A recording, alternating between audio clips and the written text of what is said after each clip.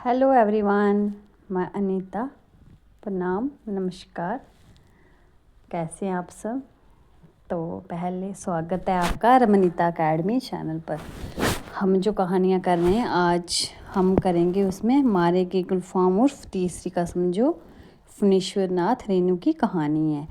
तो पहले मैं आपको लेखक के बारे में विस्तार से बताती हूँ, लेकिन ये मैंने पहले रमनीता अकेडमी चैनल पर फणीश्वर नाथ रेणु के बारे में विस्तार से बताया हुआ है। तो मैं सीधा कहानी यहाँ से आरंभ करती हूँ। तो कहानी शुरू होती है। हीरामन गाड़ी वाहन की पीठ में गुदगुदी लगती है। पिछले 20 साल से गाड़ी हाँकता है। कितने साल से? 20 से। ये बिल्कुल ध्यान में रखना है कि 20 साल से गाड़ी को हाँकता है हीरामन। बैलगाड़ी। सीमा के उस पार मोरंगराज नेपाल से धान और लकड़ी ढो चुका है। क्या? नेपाल से धान और लकड़ी जो है वो ढो चुका है। कंट्रोल के ज़माने में चोर बाजारी का माल इस पार से उस पार पहुंचाया है, लेकिन कभी तो ऐसी गुदगुदी नहीं लगी पीठ में। कंट्रोल का ज़माना। हीरामन कभी भूल सकता है उस ज़माने को? हीरामन कभी भूल सकता है उस ज़माने को? एक बार 4 हेम्प सीमेंट और कपड़े की गांठों से भरी गाड़ी जोगबानी में विराटनगर पहुंचने के बाद हीरामन का कलेजा पोख्ता हो गया था। फारबिसगंज का हर चोर व्यापारी उसको पक्का गाड़ीवान मानता। उसके बैलों की बड़ाई बड़ी गद्दी के बड़े सेठ जी खुद करते। अपनी भाषा में गाड़ी पकड़ी गई 5वीं बार सीमा के इस पार तराई में। कितनी बार? 5वीं बार सीमा के इस तराई में। महाजन का मुनीम उसी की गाड़ी पर गांठों के बीच चुक्की मुक्की लगाकर छिपा हुआ था। दरोगा साहब की 1.5 हाथ लंबी चोर बत्ती की रोशनी कितनी तेज होती है हीरामन जानता है। 1 घंटे के लिए आदमी अंधा हो जाता है। एक छटक भी पड़ जाए आंखों पर। रोशनी के साथ कड़कती हुई आवाज़, ए गाड़ी रोको साले, गोली मार देंगे। 20 गाड़ियाँ एक साथ कचकचा कर रुक गईं। हीरामन ने पहले ही कहा था कि 20 बिशावेगा। दरोगा साहिब उसकी गाड़ी में दुबके हुए मुनीम जी पर रोशनी डालकर पिशाची हंसे हंसे हा हा। मुनीम जी ई ही ये साला गाड़ीमान मुंह क्या देखता है रे? कंबल हटाओ इस बोरे के मुंह पर से। हाथ की छोटी लाठी से मुनीम जी के पेट में होंचा मारते हुए कहा था, इस बोरे को सर साला। बहुत पुरानी अदावत होगी दरोगा साहब और मुनीम जी में, नहीं तो उतना रुपया कबूलने पर भी पुलिस दरोगा का मन न डोले वाला। 4000 तो गाड़ी पर बैठा ही दे रहा था। लाठी से दूसरी बार होंचा मारा दरोगा ने। 5000। फिर होंचा, उतरो पहले। मुनीम को गाड़ी से नीचे उतार कर दरोगा ने उसकी आंखों पर रोशनी डाल दी।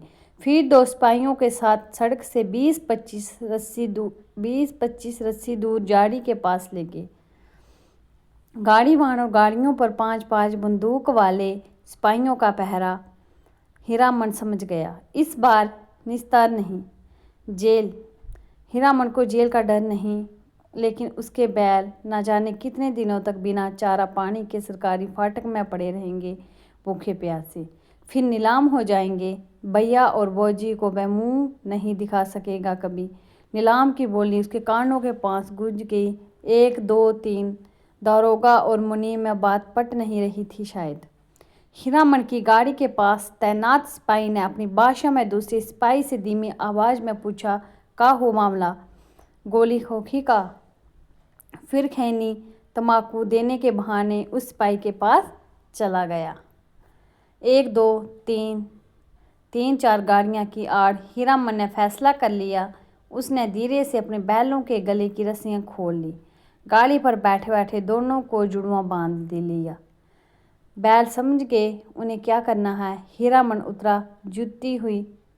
जूती हुई गाड़ी में बांस की टिकटी लगाकर बैलों के कंधे को बेला किया। दोनों के कानों के पास गुदगुदी लगा दी और मन ही मन बोला, चलो भैयन, जान बचेगी तो ऐसी ऐसी सगड़ गाड़ी बहुत मिलेगी। 1 2 3 9 2 11। ठीक है, वहाँ पर चल पड़े। गाड़ियों की आड़ में सड़क के किनारे दूर तक घनी झाड़ी फैली हुई थी। दम साध कर तीनों प्राणियों ने झाड़ी को पार किया। बेहटक बेआहट। फिर 1 ले, 2 ले, दुलची चाल। दोनों बैल सीना तान कर फिर त्राई के घने जंगलों में घुस गए। राह सूंघते नदी नाला पार करते हुए भागे पूंछ उठाकर। पीछे पीछे हीरामन रात भर जागते रहे थे तीनों जन। घर पहुँच कर 2 दिन तक बेसुध पड़ा रहा हीरामन। होश में आते ही उसने कान पकड़कर कसम खाई थी, अब कभी ऐसे चीज़ों की लदनी नहीं ला देंगे। चोर बाजारी का माल, तौबा तौबा, पता नहीं मुनीम जी का क्या हुआ, भगवान जाने उसकी सग्गड़ गाड़ी का क्या हुआ। असली इस्पात लोहे की दूरी थी, दोनों पहिए तो नहीं, एक पहिया एकदम नया था। गाड़ी में रंगीन डोरियों के फुंदरे बड़े जतन से गूंथे गए थे। 2 कस्में खाई थी उसने, ध्यान रखना, एक चोर बाजारी का माल नहीं ला देंगे, ठीक है, महत्वपूर्ण है, बहुत महत्वपूर्ण है। दूसरी उसने क्या कहा था, बांस की लकड़ी नहीं ला देंगे। पहले क्या था, चोर बाजारी का माल नहीं ला देंगे। दूसरी कसम खाई थी, बांस की लकड़ी हम नहीं ला देंगे। अपने हर बाड़ेदार से वह पहले ही पूछ लेता है, चोरी चमारी वाली चीज़ तो नहीं, और बांस लादने के लिए 50 रुपये भी दे कोई। हीरामन की गाड़ी नहीं मिलेगी, दूसरे की गाड़ी देखो। बांस लदी हुई गाड़ी से 4 हाथ आगे बांस का अगुआ निकला रहता है और पीछे की ओर 4 हाथ पिछुआ। काबू के बाहर रहती है गाड़ी हमेशा, सो बेकाबू वाली लदनी और हरैया शहर वाली बात। तिस पर बांस का अगुआ पकड़ कर चलने वाला बाड़ेदार का महाबगवा नौकर लड़की स्कूल की ओर देखने लगा। बस मोड़ पर घोड़ा गाड़ी से टक्कर हो गई। जब तक हीरामन बैलों की रस्सी खींचे तब तक घोड़ा गाड़ी की छतरी बाग के अगुआ में फंस गई। घोड़ा गाड़ी वाले ने तड़ातड़ चाबुक मारते हुए गाली दी थी। बांस की लदनी ही नहीं, हीरामन ने हरैया शहर की लदनी भी छोड़ दी। और जब फारबिसगंज से मोरंग का बांडा डोना शुरू किया तो गाड़ी ही पार। कई वर्षों तक हीरामन ने बैलों को आधीदारी पर जोता, आधा बाड़ा गाड़ी वाले का और आधा बैल वाले का। हिस्स गाड़ी वानी करो मुफ्त।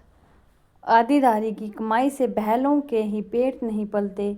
पिछले साल ही उसने अपनी गाड़ी बनवाई है, अब उसने खुद बनवा ली है। देवी मैया भला करे उस सर्कस कंपनी के बाग का। पिछले साल इसी मेले में बाग गाड़ी को ढोने वाले दोनों घोड़े मर गए। चंपानगर से फारबिसगंज मेला आने के समय सर्कस कंपनी के मैनेजर ने गाड़ीवान पट्टी में ऐलान करके कहा, 100 रुपया भाड़ा मिलेगा। 1-2 गाड़ीवान राजी हुए, लेकिन उनके बैल बाग गाड़ी से 10 हाथ दूर ही डर से डिगने लगे, रस्सी तुड़ाकर भागे। हीरामन ने अपने बैलों की पीठ सहलाते हुए कहा, देखो बयन, ऐसा मौका फिर हाथ ना आएगा। यही है मौका अपनी गाड़ी बनवाने का, नहीं तो फिर आधेदारी। अरे पिंजरे में बंद बाघ का क्या डर, मोरंग की तराई में दहाड़ते हुए बाघों को देख चुके हो, फिर पीठ पर मैं तो हूँ। गाड़ी वालों के दल में तालियां पटा उठी थी एक साथ ही लाज रख ली हीरामन के बैलों ने। हुमक कर आगे बढ़ गए और बाघ गाड़ी में जुट गए, एक एक करके। सिर्फ दाहिने बैल ने जुटने के बाद ढेर सा पेशाब किया। हीरामन ने 2 दिन तक नाक से कपड़े की पट्टी नहीं खोली थी। बड़ी गद्दी के बड़े सेठ जी की तरह नक बंधन लगाए बिना बगाइन बर्दाश्त नहीं कर सकता कोई। बाघ गाड़ी वानी की है हीरामन ने, ठीक है, किसकी, बाघ गाड़ी की गाड़ी वानी। कभी ऐसी गुदगुदी नहीं लगी पीठ में, आज रह रहकर उसकी गाड़ी में चंपा का फूल महक उठता है। पीठ में गुदगुदी लगने पर वह अंगोशे से पीठ चाड़ लेता है। हीरामन को लगता है 2 वर्ष से चंपानगर मेले की भगवती मैया उस पर प्रसन्न है। पिछले साल बाघ गाड़ी जुट गई। नगद 100 रुपये भाड़े के अलावा बुताह, चाह, बिस्किट और रास्ते भर बंदर, भालू और जोकर का तमाशा देखा सो फोकट में। और इस बार जजनानी सवारी और तहजा चंपा का फूल। जब से गाड़ी महक रही है, जब से आई है तब से गाड़ी जो है वो महक रही है। कहने का मतलब है। कच्ची सड़क के एक छोटे से खड्ड में गाड़ी का दाहिना पहिया बेमौके हिचकोलाहा गया। हीरामन की गाड़ी से एक हल्की सी इसकी आवाज़ आई। हीरामन ने दाहिने बैल को दुआली से पीटते हुए कहा, साला क्या समझता है, बोरे की लदनी है क्या? आहा मारो मत, औरत कह रही है। अनदेखी औरत की आवाज़ ने हीरामन को अचरज में डाल दिया।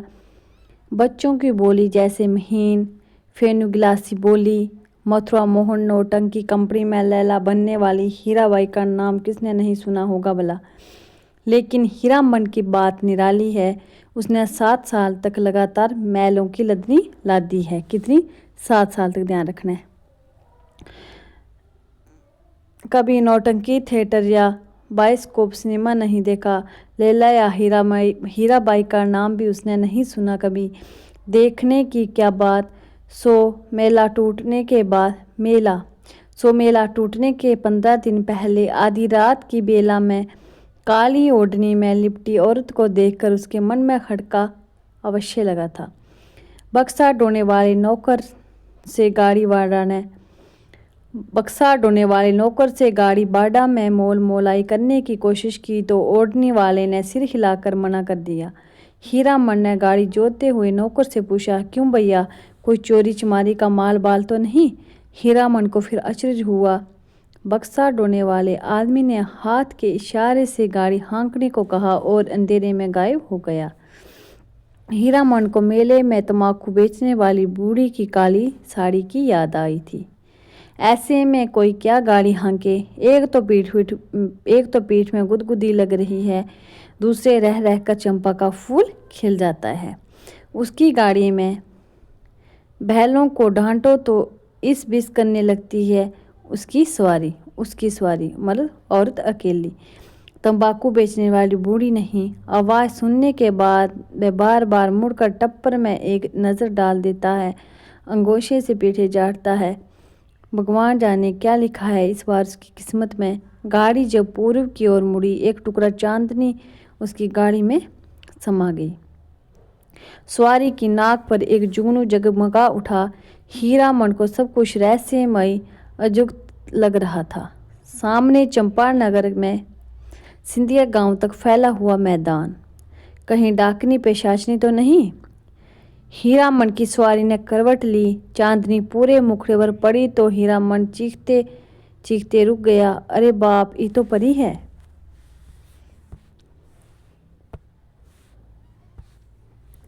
परी की आंखें खुल गई। हीरामन ने सामने सड़क की ओर मुंह कर लिया और बैलों को टिटकारी दी। वह जीभ को तालू से सटाकर टी टी टी आवाज़ निकालता है। हीरामन की जीभ ना जाने कब से सूख कर लकड़ी जैसे हो गई थी। भैया तुम्हारा नाम क्या है, वो पूछ रही है। हू बहू फेनग्लास। हीरामन के रोम रोम बज उठे। मुंह से बोली नहीं निकली। उसके दोनों बैल भी कान खड़े करके इस बोली को परखते हैं। मेरा नाम मेरा है हीरामन। उसकी सवारी मुस्कुराती है, मुस्कुराहट में खुशबू है। तब तो मीता कहूँगी, भैया नहीं, मेरा नाम भी हीरा है। वो क्या बोल रही है कि मैं आपको क्या कहूँगी, मीता कहूँगी, ध्यान रखना है। हीराबाई कह रही है मैं आपको मीता कहूँगी और मेरा नाम भी हीरा है। इस हीरामन को प्रतीत नहीं मर्द और औरत के नाम में फ़र्क होता है। हाँ जी, मेरा नाम भी हीरा बाई है। क्या हीरामन और कहाँ हीराबाई, बहुत फ़र्क है। हीरामन ने अपने बैलों को झिटकी दी। कान चुनिया कर गप सुनने से ही 30 कोस मंजिल कटेगी क्या? इस बाएं नाटे के पेट में शैतानी भरी है। हीरामन ने बाएं बैल को द्वाली की हल्की झड़प दी, मतलब उनको बोला कि थोड़ा तेज चलो, डांटा बैलों को। मारो मत, धीरे धीरे चलने दो, जल्दी क्या है, औरत कह रही है। हीरामन के सामने सवाल उपस्थित हुआ। वह क्या कहकर गप करें हीराबाई से, तो हे कहें यहाँ। उसकी भाषा में बड़ों को अहाँ अर्थात आप कहकर संबोधित किया जाता है। कचहरी बोली में 2-4 सवाल जवाब चल सकता है। दिल खोल गप तो गांव की बोली में ही की जा सकती है किसी से। आसिन कार्तिक के बोर में शाह जाने वाले को हादसे से हीरामन को पुरानी चिढ़ है। बहुत बार वह सड़क भूल कर भटक चुका है। किंतु आज के भोर के इस घने कुहासे में भी वह मगन है। नदी के किनारे दन खेतों से फूले हुए दान के पौधों की पवनियाँ गंध आती हैं, पर पवन के दिन गांव में ही ऐसी ही सुगंध फैली रहती है। उसकी गाड़ी में फिर चंपा का फूल खिला, उस फूल में एक परी बैठी है, जय भगवती। हीरामन ने आँख की कणखियों से देखा उसकी सवारी मीता। हीरामन की आंखें गुजर गुजर उसको हेर रही हैं। हीरामन के मन में कोई अजानी रागियां बज उठी, सारी देह सिरसरा रही है। बोला, भाई बैल को मारते हैं तो आपको बहुत बुरा लगता है। हीराबाई ने परख लिया, हीरामन सचमुच हीरा है।